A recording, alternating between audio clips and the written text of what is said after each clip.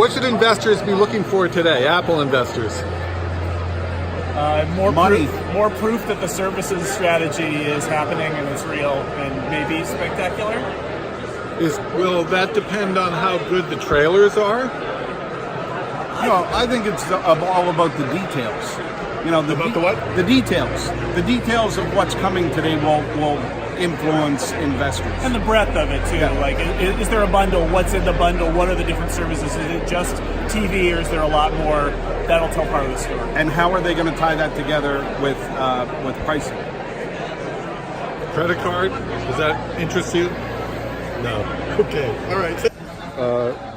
How worried should Apple investors be that maybe the trailers we see aren't buzzworthy?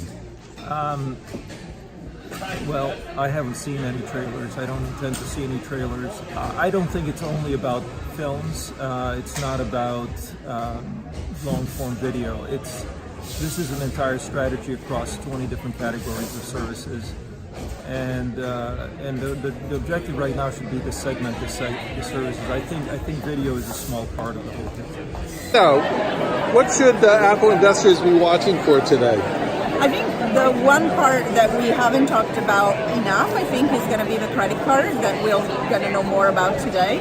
And I think that how Apple is going to be able to package that in relation to the product and basically returning revenue to their services and hardware is going to be really interesting. So, what should Apple investors be watching for today? Well, you know, the big question is going to be how do they differentiate these offerings from the many other offerings that are already out there? And how can they make it clear that they're not going to serve just Apple existing customers, but other people as well, because services need to appeal to everybody. So to me, that's going to be the big story. And also, what are they going to do internationally, right? It's all good to talk about U.S. English-based content, but what about international? That's a big question. So, what should Apple investors be watching for today? Well, today I think it's going to be all about services. It's not going to be about hardware. So we're not going to get a new iPhone or an iPad, anything like that. They announced some devices last week leading up to this, but it's going to be all about the things that run on those devices.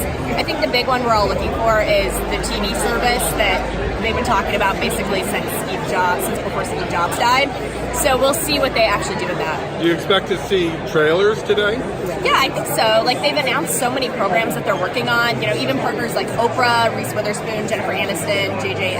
Abrams. So I think we've got to see some of that, what they're actually planning to offer in terms of original content. So we'll see what they actually do. What are you looking forward to most in terms of original content?